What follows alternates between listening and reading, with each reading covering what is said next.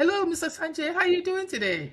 I'm good. How are you doing, Phoebe? And thank you Oh, for inviting me. oh, great. I'm so happy I'm honored and happy to have you in our podcast today. Yeah, Well, viewers, we have a very important person in our podcast today. He's no other person than Mr. Sanjay. He's the CEO of Paragon Management Consulting. He has been into yes. consulting for over 2 decades and with a lot of experiences. So today, we'll be happy to hear his perspective, his insight on how he's built the great company he has today, Paragon Management Consulting. Mr. Sanjay, you're welcome.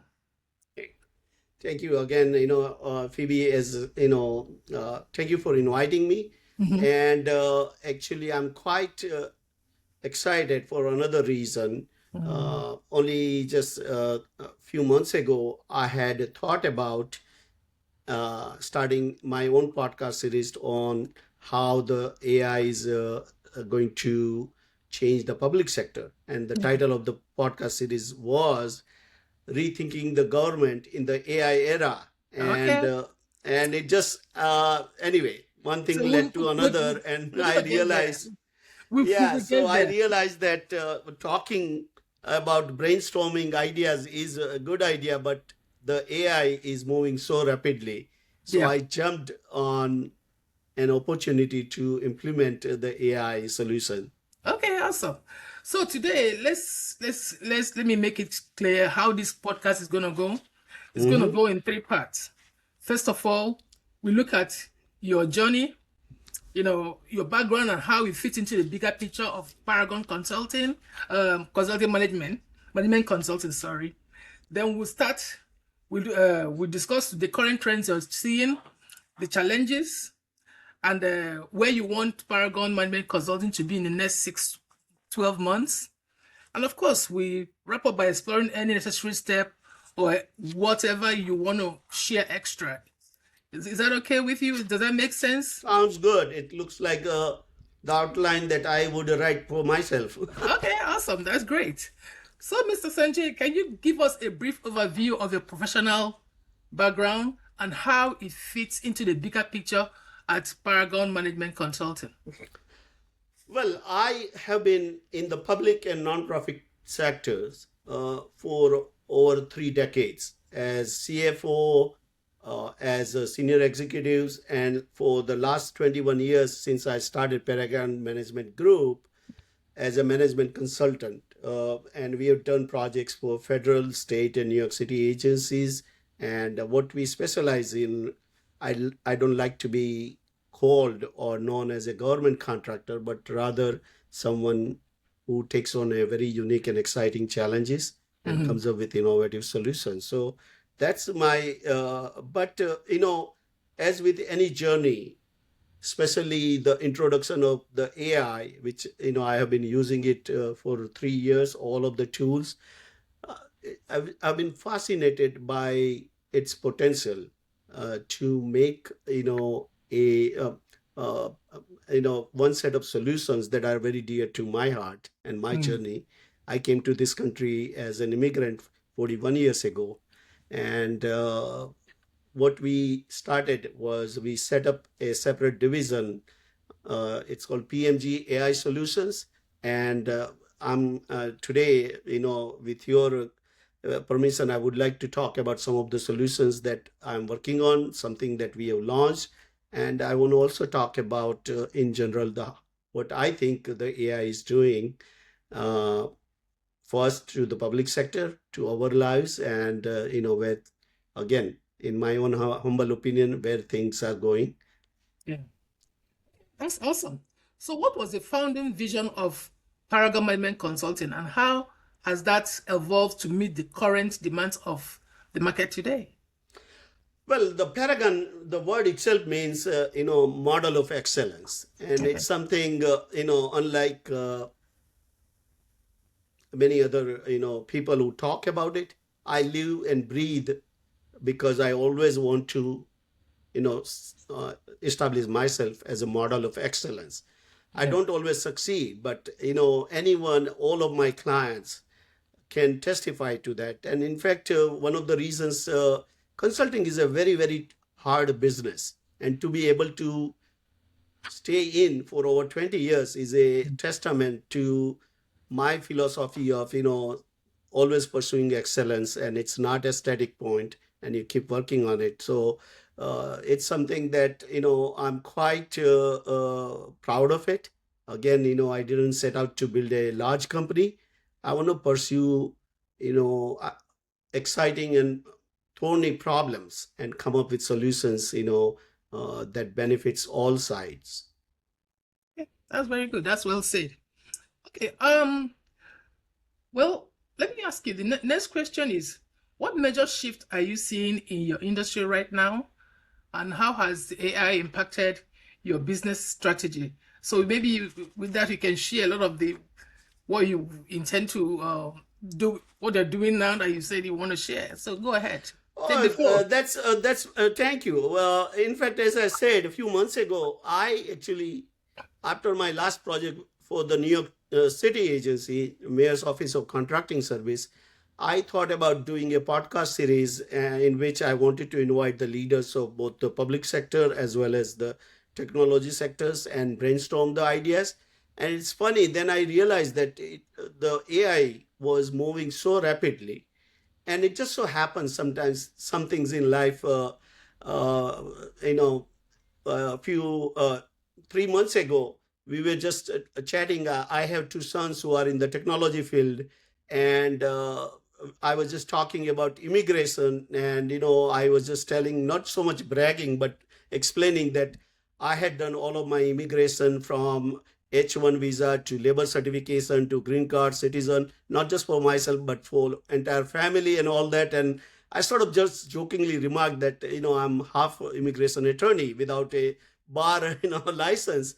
And my son said, "Papa, you are so passionate about public sector and immigration and technology.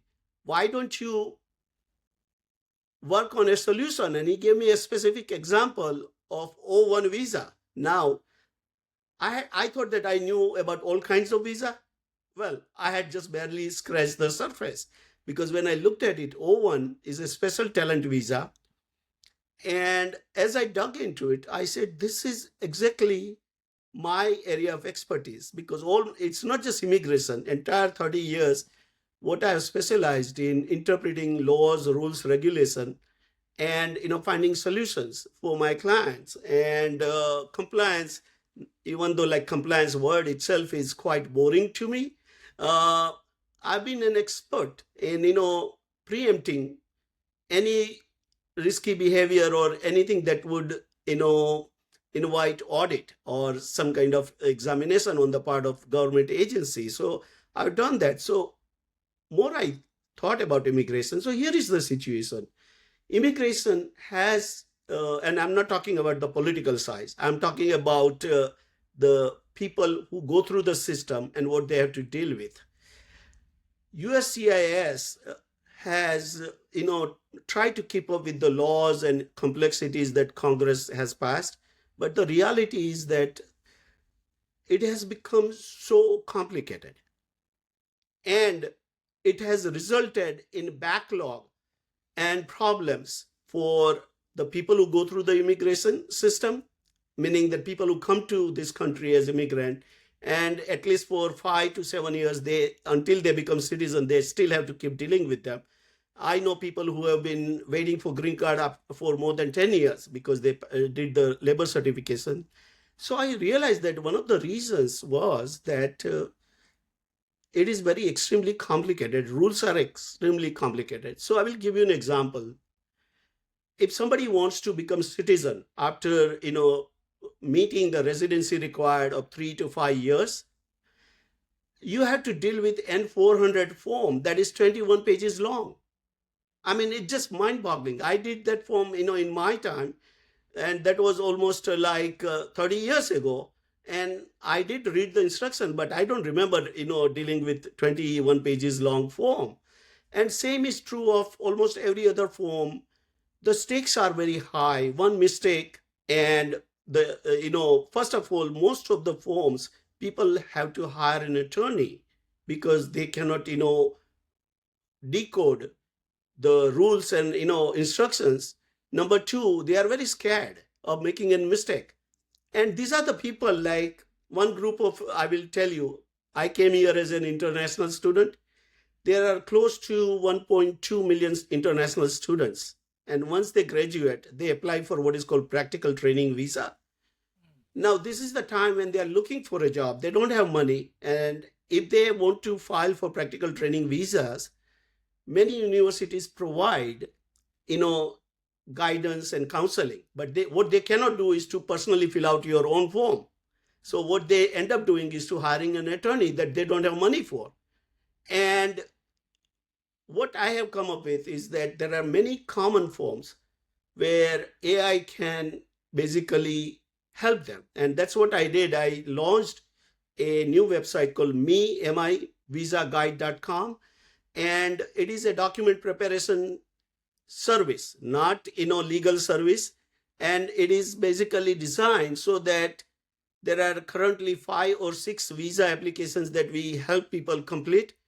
And everything is so well designed where you don't have to know, what I'm supposed to put into each field, because there is a smart guidance for every field. It actually does data validation. So if you make mistake, it stops you. But even before starting the visa application, it asks you general questions to make sure that you do not need an attorney. There are some situations. So what we have launched, I think, is going to sort of revolutionize the immigration from the applicant's perspective. If there is a simple way to describe it, it is like a TurboTax for USCIS application. Awesome. We all know, right? We all know. Okay. I've been using. Next question, because because we have a time slot for this. So because I know that you're very passionate, I can see the way you're. So let me just break Thank you. you. We can still connect to that.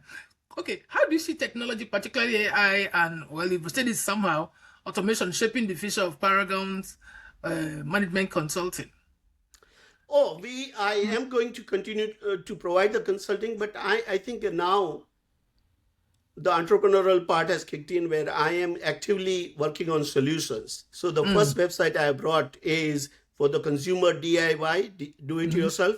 There is second and third are already undergoing, testing, and that will provide extraordinary level of intelligence to the immigration attorneys as what we call software as a service. And again, it is going to supercharge their own practice because they will spend less time and their paralegal will spend less time on trying to do the paperwork and trying to learn the rules. Then, the AI will be guiding them every step of the way and keeping them up to date. So that I think is in the short term. And quite honestly, even if it gets little traction, I'm going to be busy for several years in each of because. Yeah, because one thing from what you've just answered now, I want to be clear. Who are your clients? Is it the applicants or the attorneys? Because the first what do you call mivisaguide.com, it's the applicants themselves, international students, people who are DACA who has to renew their visa every 2 years, people who want to file citizenship, and so on and so forth.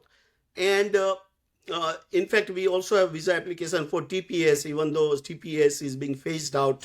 But initially, my target is the people who can do themselves, only the forms that we think we can help them with without an attorney. Okay, so you mean your targets are basically the applicants, right? Applicants, yes. All right. Okay, that's fine. Makes sense. Okay, as a CEO, what's the biggest challenge you face in scaling Paragon Management Consulting? Why maintaining the service quality for your client satisfaction? Well, our quality, the way even, in Paragon Management Group, let me just talk about our company's philosophy, which I have also carried over to the new website.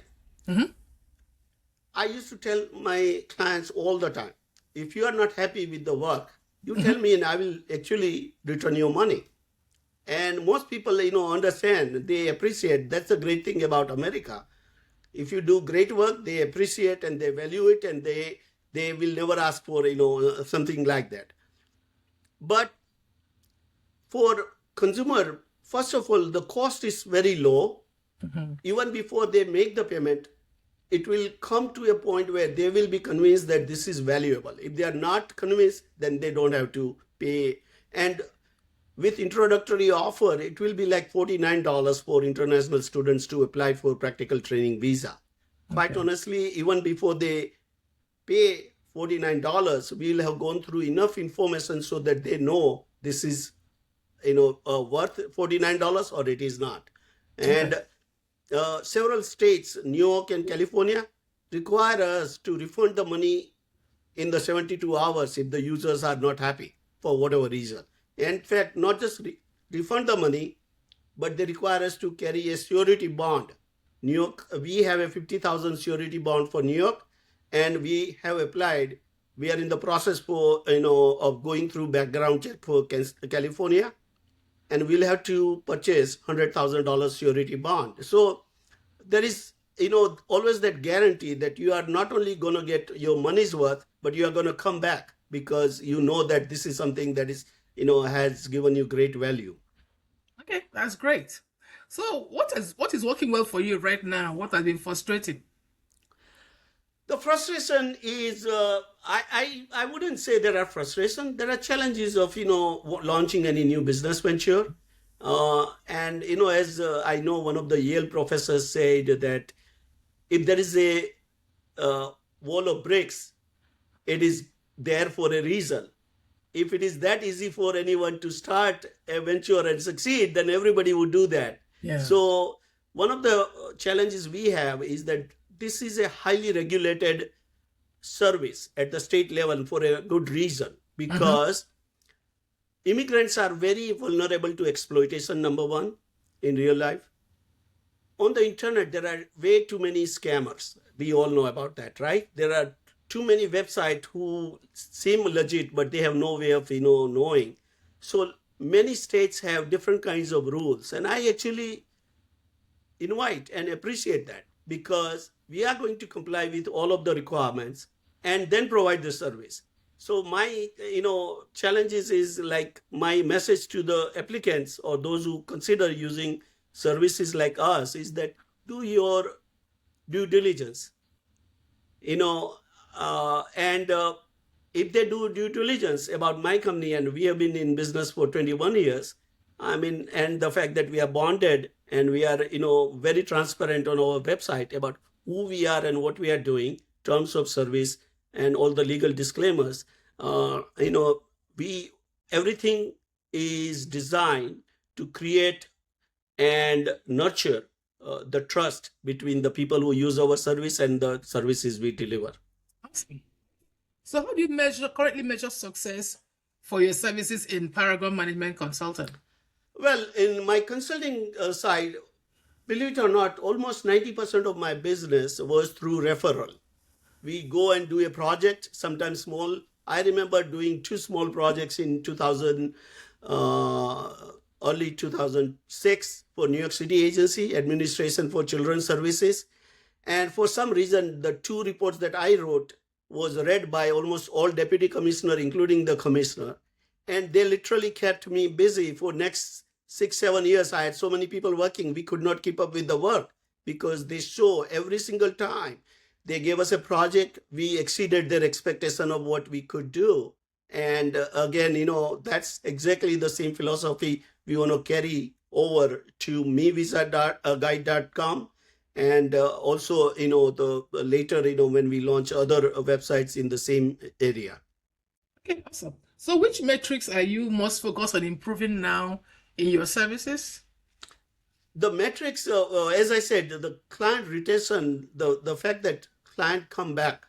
First of all, in a consumer DIY, TurboTax type of, that we want, like we have set up that consumer can write independent reviews. This is another thing.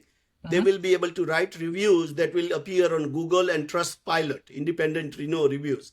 I have seen a website where they claim 2,800 or more reviews, except that they are not independent. It seems like it for all we know, they were, created by AI, and there is no independent verification. So what we want to do is to create a matrix where there is a trustworthy component, there is a transparency, and the user can say that, okay, even if users are unhappy, if they come back to me, our goal is that we'll refund their money, no questions asked. If you think that we did not provide you the service that you paid for, if we did not provide you the value, we will refund the money. If we made a mistake in doing that, if you say that we made a mistake, we'll refund your money, because the goal here again is, and this is exactly what all of the great companies have been doing. Apple, I mean, in particular, I'm a big fan of Apple, how much they value and how much they obsess over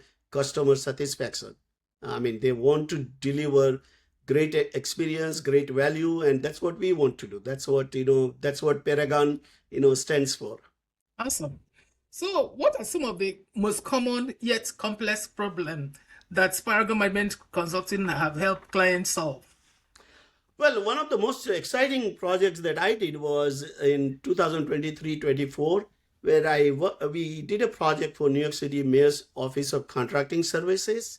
I will just give you they hired us to design a citywide policy for federally funded programs. Just to give you context, 9 agency provides over $8 billion to over 2,000 nonprofits for all kinds of human service, social service programs. And the question for them, each agency have had their own audit policy. And the mayor's office contracted us to say that, can you write uniform policy?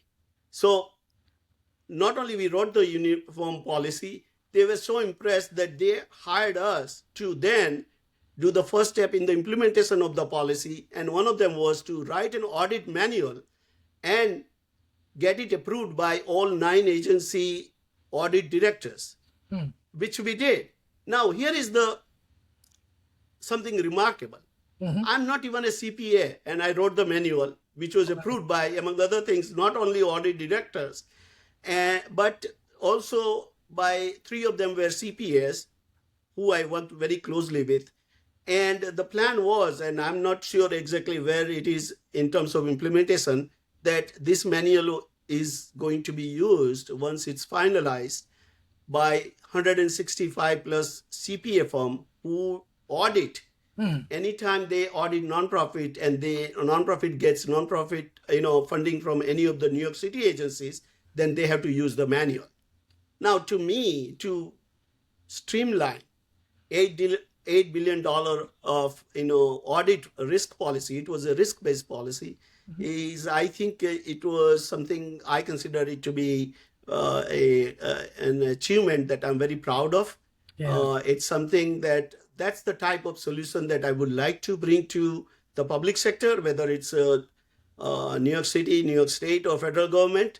But in the meantime, I'm also not waiting for them. I don't take small projects like to keep myself busy or keep my people busy, but I think the immigration is one area where I can make a difference by using the AI is most useful in knowledge areas. And immigration is one of the naughty problems on all sides. And I'm very passionate about coming up with solution and improvising them over a period of time, so that they make the whole immigration process quite accessible, easy to use. And it's one of those things, you start TurboTax, you put in your data and it does the calculation. You no longer have to manually calculate what is your tax table, what is your tax rate, and so on and so forth. And most people, like I've been doing TurboTax for 25 plus years, even though I know taxes quite well. I think it's money well spent.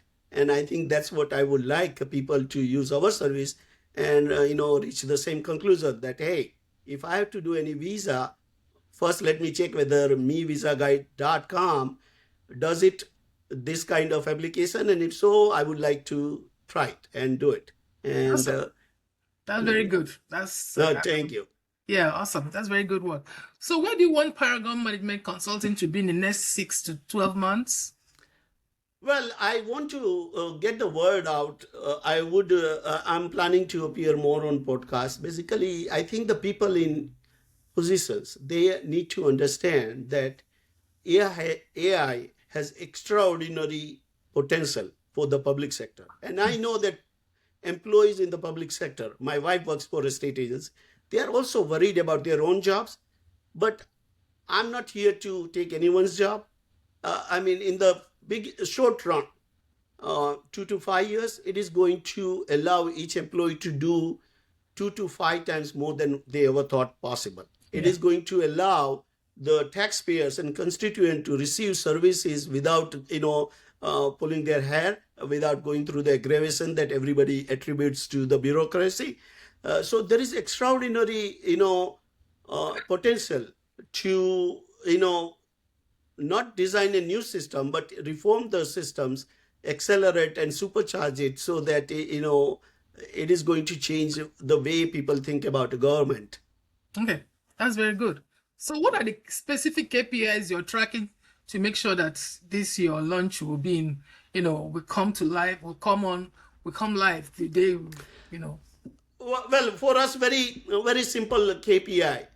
Each and every customer has to be 100% satisfied, and we want 5-star review from them. If for whatever reason they are not happy, if somebody gives us 4-star and cites a complaint, first thing we'll do is to offer them the refund, and then try to find out why they are not happy and how we can improve it.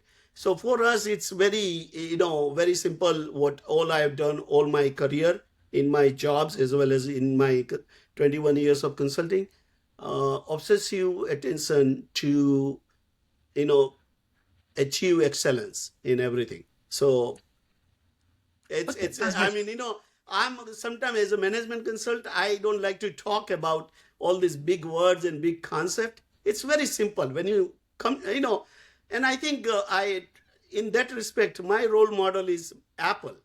They don't talk big words. I know that I started using Apple Mac in 2008 because my kids were growing up and I wanted Mac for them, and I started using them. And we are Apple family. Every single device is Apple. Why? Okay. Yeah, it costs much, but it is like a refrigerator. When you never worry about whether it's working or not. You open it when you need to use it, and close it. And that's Okay. what that's I think exemplifies the philosophy that I have pursued and I want to pursue for my immigration related services also. Okay. So if you have a magic wand to fix just one thing in Paragon Management Consulting that is holding you back or slowing you down, what would that one thing be? Well, I actually, quite honestly, I don't believe in magic wands. Okay. Most things in life, you have to work for it. The great solutions in life, it is not, it is my own belief that it is not just because of an inspiration or eureka moment. Yes, there is inspiration is very important, but you sometimes takes a lot of obsessive attention, not just on one individual's, the person who came up with the idea, but the team.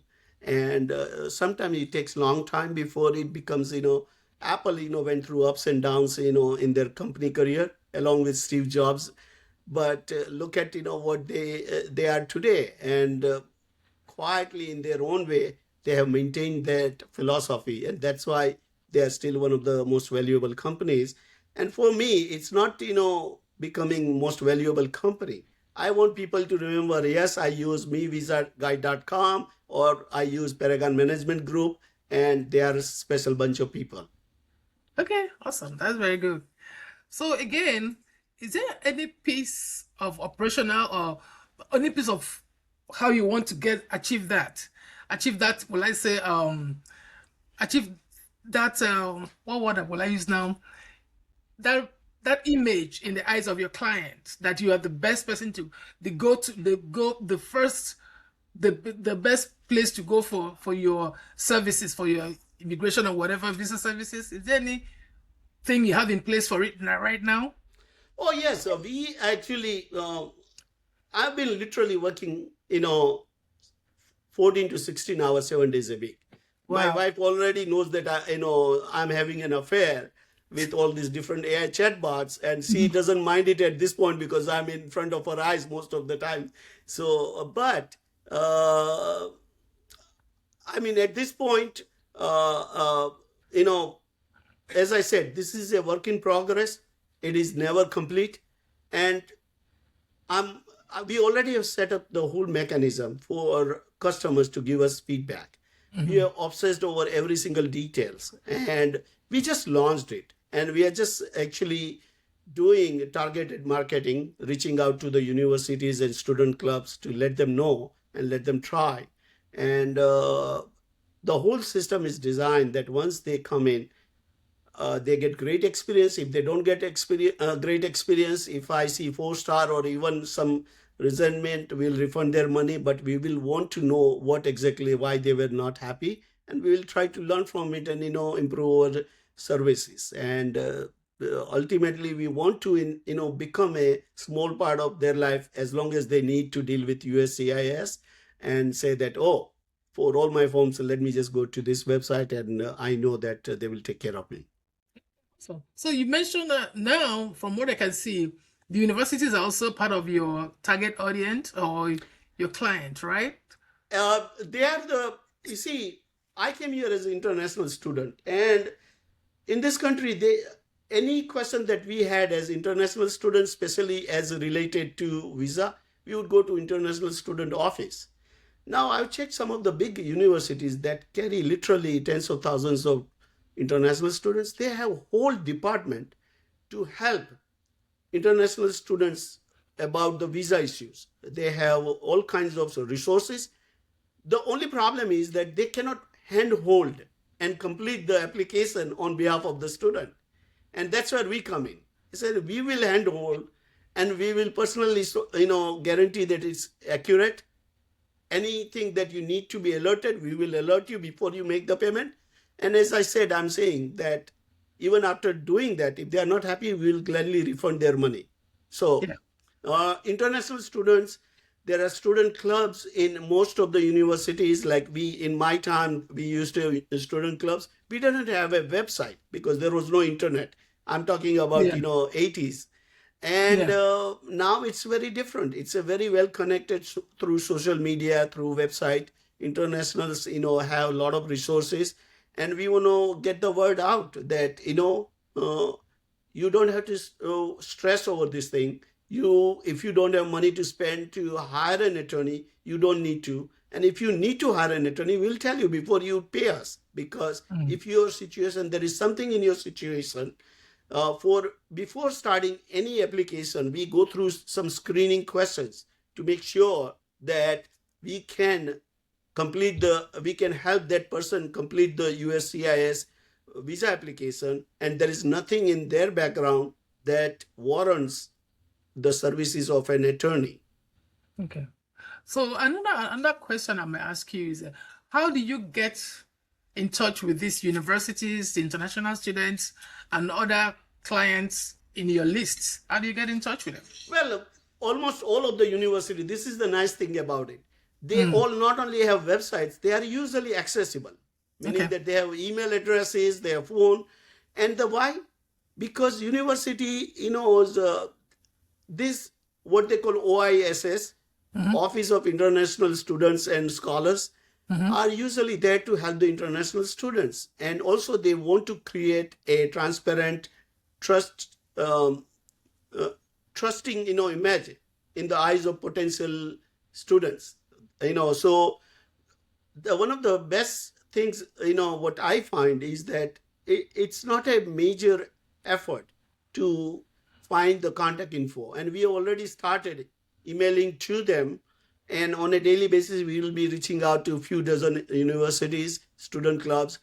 And between now and June end is the peak season, because when they end this spring semester, many of them will be graduating, and they need to start applying, or think about applying anytime in April or starting April until June end is the peak season. So we are entirely focused on getting the word out to the international students through variety of, and we are also starting social media marketing to get the word out that go check out. We have several videos on YouTube about each of the visa applications, what these visa applications, what is our role, and what is why they should even consider using our services. So it is all about educating them, letting the word out. And as I said, if the product is good, if service is good, people do appreciate. That's the great thing about, as I said,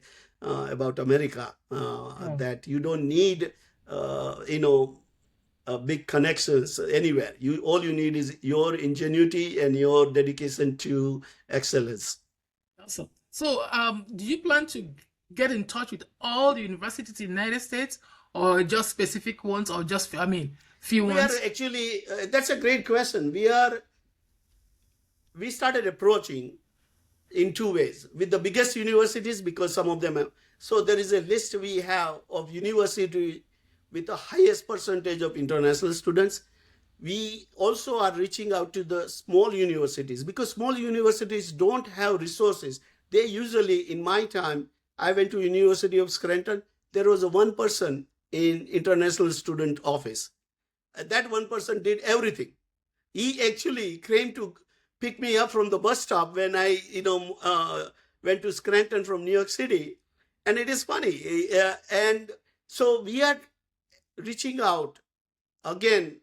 Rather than mass mailing, we are literally looking at each university, trying to understand their special needs, and trying to send out more personalized emails, and trying to tell them that just give this option to your students. They may or may not want to do that, because what we are doing is also helping office of international student, the people who work in that, because they are also stressed. They have all these students who are waiting to depending on them to help them, and they cannot provide personalized service. They cannot say that, oh, sit here, I'll complete your application, and I will personally review to make sure that it is correct. Yes. That they cannot do, and they don't do it. So that's where we come in. Okay. That's very nice. Nice to know that.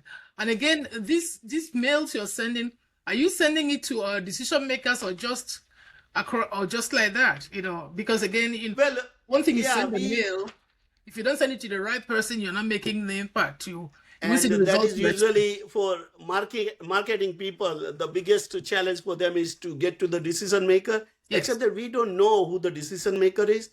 Okay. And what we have in the first batch of emails that we sent out, what we heard and what we I know how the universities work. They will forward the email to the decision maker, and they will say, you know what, they have a video and I saw the video, 3-minute video. It makes sense. We should you know offer it as an option to our students.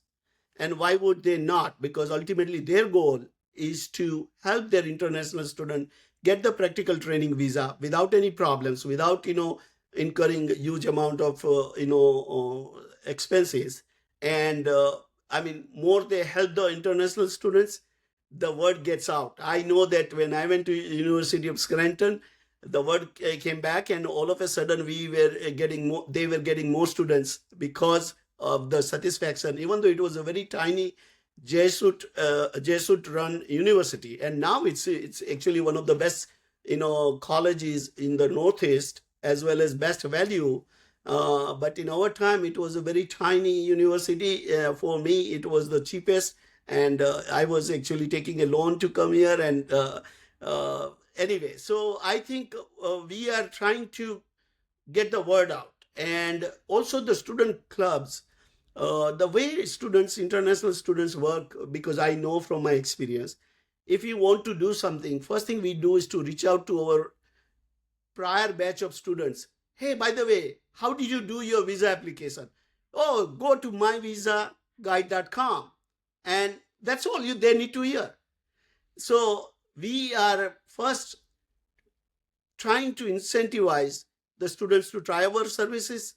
Mm. And if they have great reviews, they will write great reviews and spread the word. And that viral marketing is, I think, over a period of time, is going to grow the number of users exponentially, so to speak, because every good experience can result in 5 to 10 more new students. Yeah, you're right. I agree with you. Thank you, Mr. Sanjay, for spending time with you. It's really an eye-opening to your new, well, let's say new uh, work you want to start or new arena you want to venture now to start providing services. Is very eye-opening, and we're very, very honored to have you in Thank our podcast. Oh, it's my pleasure, and thank you very much, for giving me a chance to tell my story. Thank Yes, you. yes. We really appreciate your time. Thank you for coming to our podcast. And I believe that by the time we post this podcast, that again, more people will also have access, will start asking, to get in contact with you. And we're going to put in all your information and your contact links in the podcast by the time we publish it. Yeah. So thank Thank you you. very much. Yeah. All right. Bye bye.